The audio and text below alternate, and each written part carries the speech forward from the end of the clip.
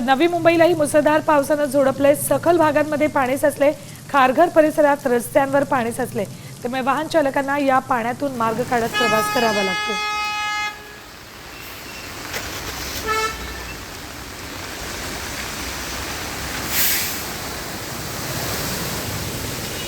तर नवी मुंबई परिसरात काय नेमकी आत्ताची परिस्थिती सांगतात आमचे प्रतिनिधी विकास मिरगणे। 3 दिवसापासून जो मुसळधार पाऊस नवी मुंबई शहरामध्ये पडताना दिसून येत आहे। त्यामुळे काल सुद्धा विद्यार्थ्यांना सुट्टी जाहीर जी आहे पनवेल महानगरपालिकेने केली होती, नवी मुंबई महानगरपालिकेने केली होती। आज सुद्धा सुट्टी जाहीर करण्यात आलेली आहे।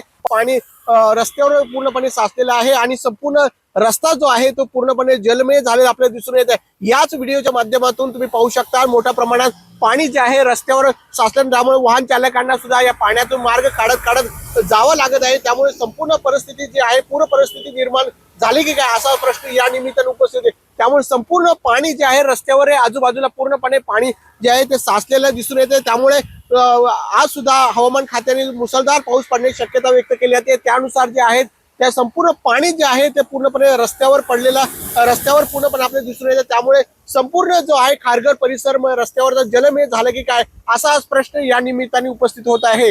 विकास मिरगणे, साम टीव्ही, नवी मुंबई। आता isakal.com आहे देशातील नंबर 1 ची मराठी न्यूज वेबसाईट। प्रत्येक अपडेटसाठी isakal.com ला नक्की भेट द्या।